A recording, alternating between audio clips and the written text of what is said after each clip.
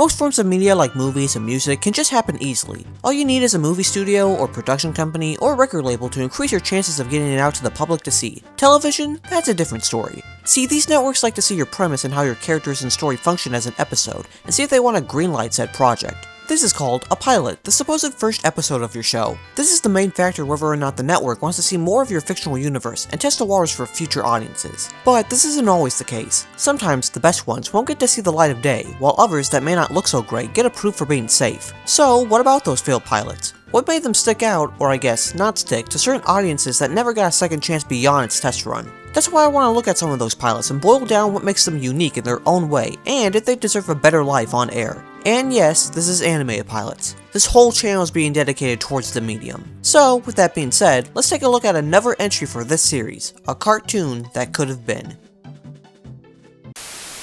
Rick and Morty, all new season premiering Sunday, July 26th, only on Adult Swim. Alright, so we all know Rick and Morty, the drunken scientist and his awkward grandson that go on adventures throughout different dimensions, becoming a cult favorite on Adult Swim until it got too mainstream, and then everybody started hating on it, and then some controversies happened, and it seems like now it has a much smaller fan base, but the acclaim is coming back around again. Say what you will about Rick and Morty, but you can't deny its popularity, or perhaps the popularity it once had. But this really has nothing to do with Rick and Morty, more so the creators of the show, Dan Harmon and Justin Roiland. Way before the concept of this Adult Swim smash, Dan and Justin met in 2004 on Dan's newly founded collective Channel 101, a non-profit short film festival which allows people to submit their own shorts in the form of a 5-minute pilot, and a live audience will go on and choose which pilots go on as a series. There's been some pretty notable shows on the website, but the most popular ones came from Justin Roiland. Roiland's first show was called The House of Cosby's, and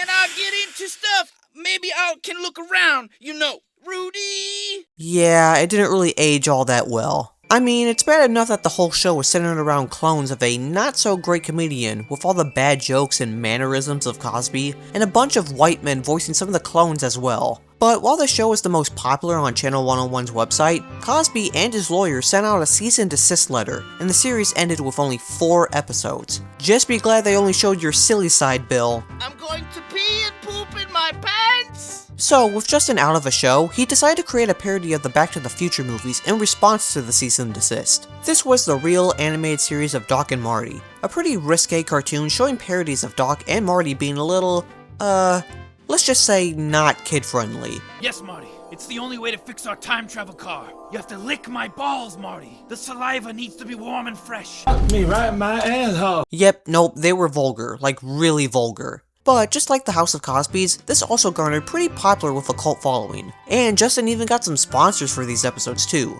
Or I guess I think he did. I'm not really sure if he was actually promoting Gatorade with that new twist cap, or if he was just BSing. If there was one good thing about this show, it's that they garnered some attention to the underrated comic Scud. Pretty cool. Look what I found outside our house, Marty. Oh no, it's real. Scud is real, Marty. Now, sometime in 2007, Dan Harmon actually had a deal with network VH1 to make a program based around their Channel 101 format, where a bunch of staff members would make their own mini episodes, and the audience watching would vote on who would get the next episode. This was called Acceptable TV. It was so acceptable, it lasted for 8 episodes.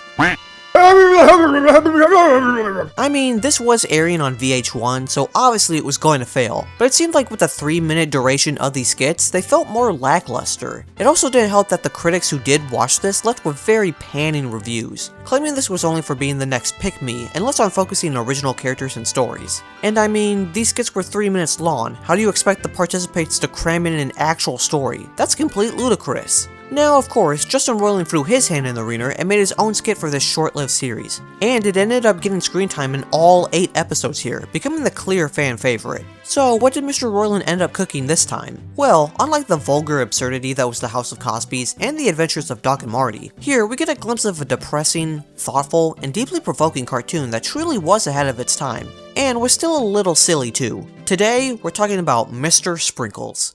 Have you ever balanced a fish on a shoe? Oh, we should ask my friends! Glop 1 and Glop 2!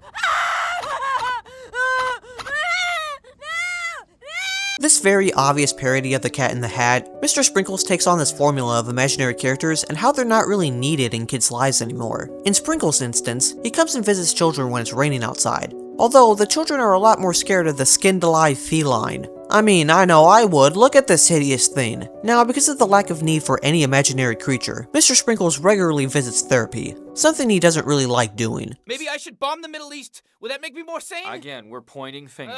Point a finger up your ass. Mr. Sprinkles. Well, it's not a Justin Roiland cartoon without a little dark humor in there, am I right? Now, Mr. Sprinkles can't really help himself to invading children's houses when it's raining. It's like his kryptonite. But he finally gets his comeuppance when a father finally comes in and shoots Mr. Sprinkles in the leg.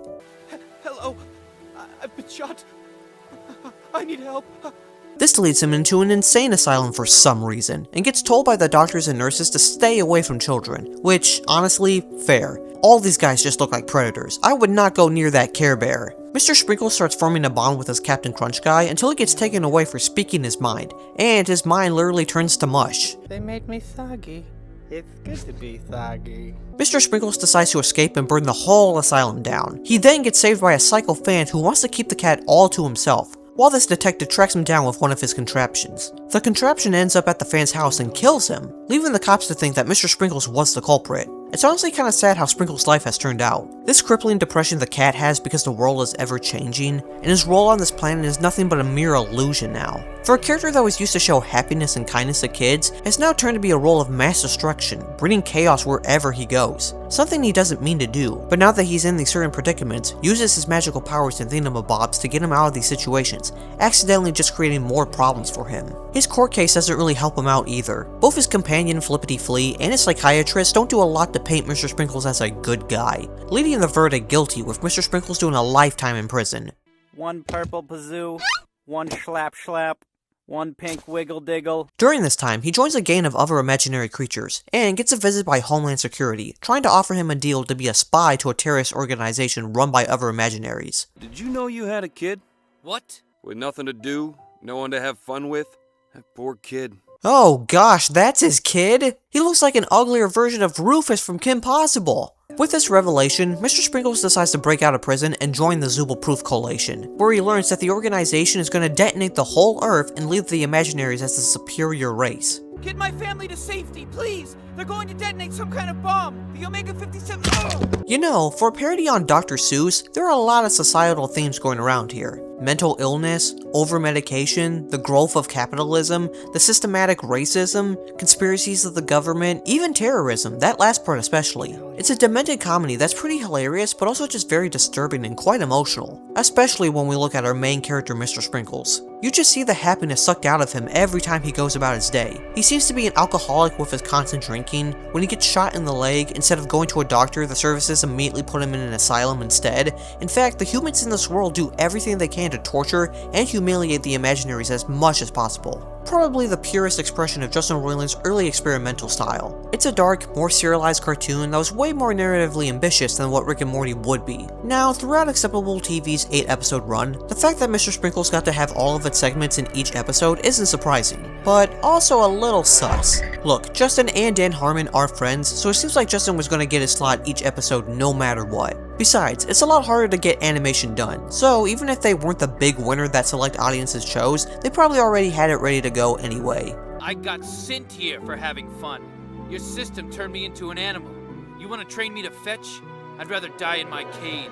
Now, technically speaking, I would be lying to say that this wasn't really a failed pilot per se. It managed to squeak by every episode of Acceptable TV, and told a narrative throughout each segment, thus having a complete story. So, how does this make it a failed pilot then? Well, all 8 episodes combined, it does make it roughly 20 minutes, a typical primetime pilot length. And if you do really think about it, Acceptable TV was a failed show that was trying to showcase unknown participants' talents. And even though Justin was pretty popular in the Channel 101 bubble, television was pretty new to him. Thus, this show could have been his foot through the door into mainstream TV. And while that did happen in the long run, no one was really watching Acceptable TV. Therefore, no one really knew what Mr. Sprinkles was about. This could have been lost media if more and more people didn't find out about this hidden gem. Mr. Sprinkles was a great segment, and I think that it was so far ahead of its time, and that's probably why it ultimately failed. Sometimes things are so advanced that they just go over everyone's head.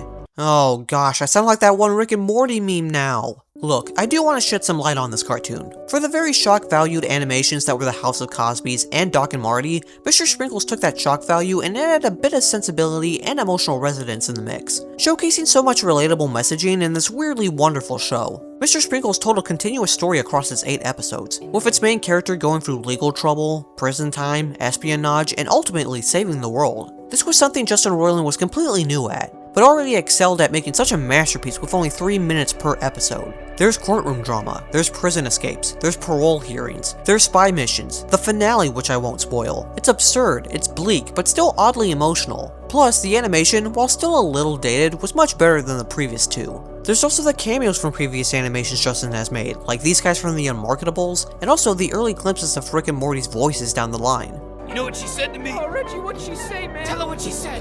I'll tell you what she said. There's so many of Justin's signature traits here sprinkled in too. The frantic vocal improvisation, the grotesque humor, the existential dread of certain characters, it all feels so unfiltered, it's pure Justin Roiland. Now, ultimately, Justin and Dan Harmon would go on to do much bigger and better things. Dan Harmon created the sitcom Community, which is honestly one of my favorite shows out there. Yes, including season 4, the Gas Leak season. And of course, we all know the cultural phenomenon of Rick and Morty, Justin and Dan's poster child of their humor and writing. But there was also Justin's side quest as voice actor, for such shows like Adventure Time, Gravity Falls, and Fish Hooks, along with his other show, Solar Opposites, that has that same unique art style as Rick and Morty. Sadly though, this doesn't end on a high note, as Justin has been accused of domestic and sexual abuse since 2020, and was finally revealed in early 2023. Cartoon Network has since cut ties with him, and Dan Harmon has been working on Rick and Morty without any involvement with Roiland. And that was probably the best decision. Hopefully he keeps by his promise of bettering himself as a person, but for now, best to keep out of the limelight for the time being.